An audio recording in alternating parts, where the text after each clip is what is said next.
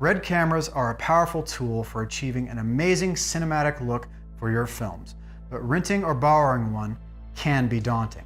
So today we're going to take a look at the Red ecosystem as well as its basic parts and functions so you can get up and running with confidence.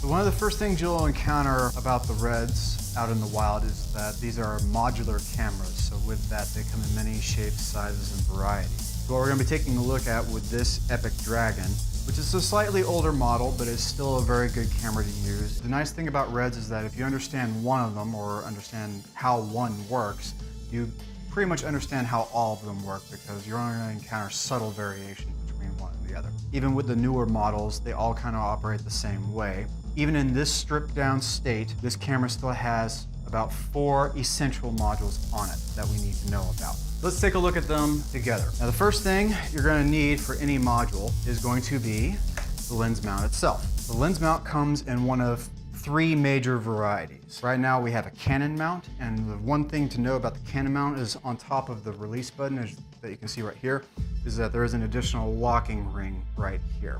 Now that locking ring provides an extra layer of security to make sure that things don't accidentally fall out. You'll notice that with the lens itself, we have a little red dot right here, as well as we have red dots and lines here and a white dot right here. So when we seat the lens in, we're going to turn to the right to secure on the white dot. So we're going to line the red dot here with the red dot there, turn to the right, and secure it in place. Once the lens is clicked in, we're going to turn this extra ring to secure it in so the lens will be very firm and snug in there. As far as other things on the front side of the camera, we have the 2 audio imports here and here. Without extra modules, this is going to be the only way to get audio into the camera. You also have a record button right here and a few other things over here which we'll talk about later. On the side, we have the media module. Now the media module takes a certain kind of media that we like to call Red Max or Red Media. These are proprietary and they only work on Red cameras. These are expensive. Because of that, most people tend to not like them. However, I want to offer this perspective. If you've ever used any high resolution or high frame rate camera that takes a compact flash card or an SD card, you'll know that unless you have the card that's of an appropriate speed level, if you try to record with anything that's slower, the camera will either choke out and stop recording or drop frames along the way. This has personally happened to me on Blackmagic cameras, so after that instance, I had a whole new appreciation for these guys. So for inserting these guys, you need to look for the arrows and you need to follow the arrows into the slot itself, and you see red here and red here, so always have the logo facing the logo. That way you just slide it in, and then when you slide it in, you listen for a click, as you'll hear right here. Once you hear that little click, you'll know that the media has been seated correctly, and you'll be ready to rock and roll. On the back side of the camera, what we have over here is the Epic adapter. This right here is for attaching extra modules onto the back end of the camera. If you have a proprietary Red power system, odds are it might be able to power the camera directly through this point right here. Otherwise, for powering the camera, we need to look below. On the bottom, we have our standard in and out port. We've got SDI port and the HDMI port. If you're using third-party external monitors, this is where you're gonna plug into from back here. We have a headphone jack. Now these 3 LEMO ports over here, the sync, control, and gig E, these you only need to worry about when you're doing multiple camera shoots in which you have multiple cameras and the audio all synced to the same time code. Unless you have that, you don't really need to worry about these, and in most cases the audio person will know how to set them up because they'll be the central portion that'll be feeding time code to everyone. The last port over here is going to be the DC port. So if you're using a third-party power system or you're getting power from the wall, this is the port that you're going to need to use for. This side over here, we have a pistol grip. Now the pistol grip out of all the modules is the least essential. If you have one of Red's viewfinders, this is going to be a touch screen so you can operate the entire camera from this touch screen if you want, making the pistol grip optional. Pistol grip has an array of buttons on it, so let's take a look at what some of these buttons are. Now on the top side of the pistol grip, we have these 4 buttons right here labeled 1, 2, 3, and 4. as well as we have a little thumb control over here. Now the thumb control has a little jog wheel as well as a directional arrow and an enter button in the middle. If you do not have the touchscreen, you need this control to interface with the menu inside the camera. If you have the touchscreen, you do not need this wheel, but you need one of the two.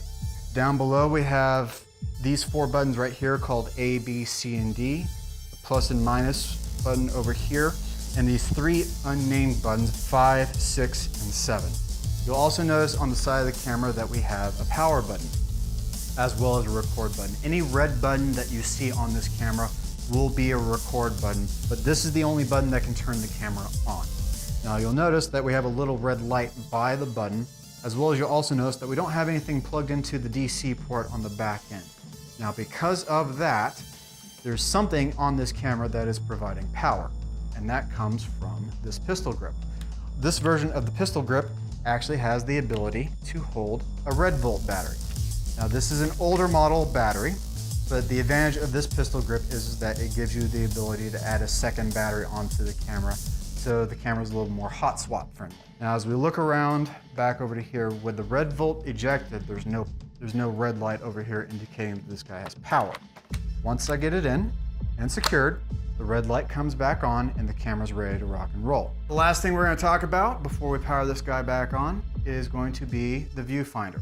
Now you're going to need some way to view things, so you have 3 options to do that. You have Red's touchscreen LCD, you can do an EVF viewfinder, or you can do an external monitor. Now the touchscreen is unique out of those 3 options because it'll give you the ability to control the entire menu from this monitor. Now we're ready to talk about how to power this camera from a traditional battery. And when we're using third-party batteries and supports, we're going to be plugging in more often than not through the DC in plug down here. Now this is a LEMO plug, so it's important to take a minute to talk about how to use a LEMO plug. This is a LEMO connector. Now the thing to understand about LEMO connectors is that they have these pins on this side. These pins have to be suppressed before the plug can be ejected. The way to suppress the pins is by grabbing onto this metal mesh right here and sliding down. Notice how the pins suppress when I pull down. Only by pulling down here can you pull the plug out. Now the other feature of LEMO plugs is that they have some fixed hard pins right here and a little red dot over here. What this means is that LEMO connectors can only be plugged in one way. So I align them up and then plug in. And once it's in, I'm going to listen for a click. So I'm at the last little part. Once I push in, there's a little click, and then it's locked in and it won't come out. If I want to get it out, I will not grab from here. I need to grab from here to pull it out. To get it back in, I once get it in, and then once again, I listen for the click. There's the click. Therefore the plug is seated in correctly, and then I'm ready to mount a battery to it. Now, moving on to this part right here, this is a jet pack, so it's a third-party power adapter. It has a little hot plate on the back of it that's going to mount onto this part right here. So notice this V configuration right here and this V configuration right here. So we need to align them up and slide down to get them to seat correctly. These red pins right here are the ejection system. So by holding them in, I clear the locking mechanism, allowing this thing to slide upward and out. So once I get it on board, line it up correctly, slide it down, and listen for the click. And then it's ready to go. Now when dealing with brick style batteries, there are 2 different kinds out there. There's the V-mount, which we have right here, given away by this V shape right here, as well as right here. V-mount batteries get their power through these pins down here, which correspond with these pins right here. So the way to get it on board is I need to line it up and slide it down. The battery aligns up using these 3 groove points here, here, and here. So I need to put this guy right there. So once it's in, once it's ready to go, I slide it in and I listen for the click. Now that I've heard that click, it's ready to rock and roll. The camera's ready to be powered up. If I want to get this battery off, there's going to be a button right here. This button will be the ejector for the battery. When I push the button in, battery slides upward, and then it's off. So now we have the battery connected to the camera and the camera's ready to power on. We're gonna do a few other things and we're gonna get this camera on board. First thing to do, we need to hook the viewfinder up to the camera itself, and that's where these buttons right here come in. Now once again, we have LEMO connectors. The LEMO connectors have red dots, and we need to line up those red dots to their corresponding spots. Now this cable is male to male, and we have 2 female ports, and they're identical, so we can switch and swap them any way we want. So it doesn't really matter which side goes in first. We got my red dot. There's a red dot over here. I'm gonna go ahead and plug that in like so, listening for the click. There we go, it's in secure. I'm gonna take the red dot over here, find its corresponding red dot down there, and then I'm gonna plug it in. Once again, listening for the click. There we go. Now with that, once we power on the camera, the monitor will come on board itself. Now, once again, we know the camera is ready to power on by this red light right here. Now, contrary to other cameras like Sony or Canon, their cameras power on relatively quickly. This one takes a little bit of time. It takes about 20 seconds. So I'm gonna go ahead and press it in, and a few things are gonna happen. When I press the button, this red light is gonna turn orange and then go to green. The green light means the camera is ready to function. You will know that the camera is powering on because the fans are gonna turn on and you're gonna hear it. Newer models of Reds are gonna be quieter. Older model of Reds will be louder. Once the cameras come on, once this light goes green, the viewfinder will come up as well. All right, so we have the viewfinder up, we have our entire heads-up display, and we have a green light, so the camera is on and functioning. Now that we have that, we're ready to insert media and get this camera up and rolling for recording. Now you'll notice down here, we have a little light down here next to the record light that's not currently on, and we have another little light right over here that is also not currently on.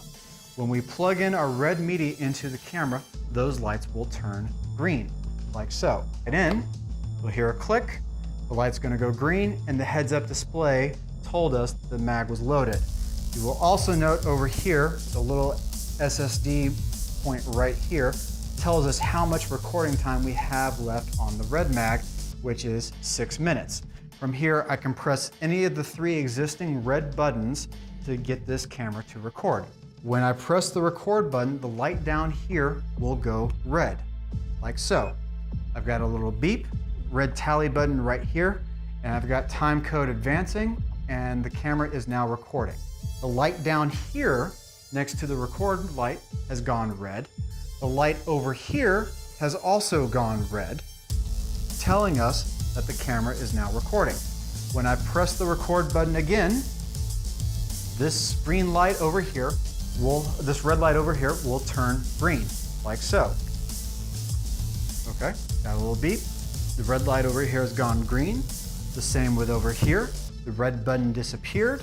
Any of those indicators will tell you that the camera is actively recording. So now that we've recorded media and we've maxed out our card, it's time to eject the media, which brings us to these buttons over here, number 1 and number 2. Now, in order to eject the media, these 2 buttons have to be pressed in at the same time. Now, things will happen when I push them in at the same time. Things will happen. The green light here will turn off. The green light down here, the record light, will also turn off.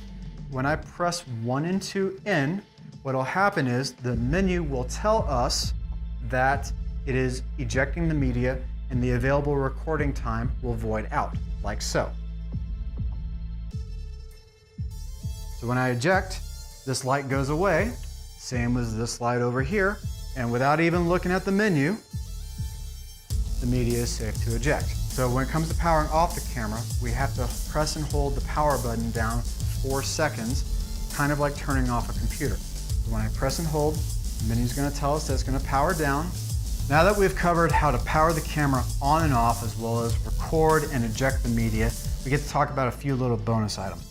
The first thing is going to be Red's smartphone app. Now, whether you're an iOS user or Android, Red makes a handy little application that has a lot of pre-production value in it. It's going to tell you how much data you're going to consume on a card, depending on what kind of settings you have within the camera. It's going to tell you about crop factors as well as depth of field calculations, so you'll know how far you need to space the camera away from your subject. And it's going to give other things like exposure calculations that'll all be handy for you in pre-production so you can plan your productions appropriately. The other thing is going to be on red.com. They have PDF documentation for every model of camera that they have. Simply log on to red.com, find the downloads section in the support settings, and then download the operations manual for whatever model of camera you plan on using. Now these PDFs are long, so you don't necessarily have to feel like you have to read all 264 pages. Basically, the idea will be skim the document and find out what you want to know. If it doesn't seem that interesting or that pertinent for your shoot, skip it. Just make a note of where it is in case you need it later. Anything that is interesting, that might feel useful to you, read those sections to get familiar with the camera. Furthermore, this advice is useful regardless of what camera you use, be it a Sony, a Canon, a Panasonic, an Arri, or a Blackmagic. Go to their websites to look for useful test footage, documentation, companion applications, and even in some cases, user interface simulators that can help you master your camera of choice. Today, we took a look at the Red camera as well as its ecosystem by taking a look at the essential brain and modules that you need to get this camera up and running. We also took a look at some applications and documentations that can help you troubleshoot your way through problems. And as always, before taking this camera out into the field, particularly if it's your first time, check it out a couple of days early so you can master the camera in a safe environment before you actually take it on a production. If you found this information useful, please be sure to like and subscribe. And as always, thank you for your time.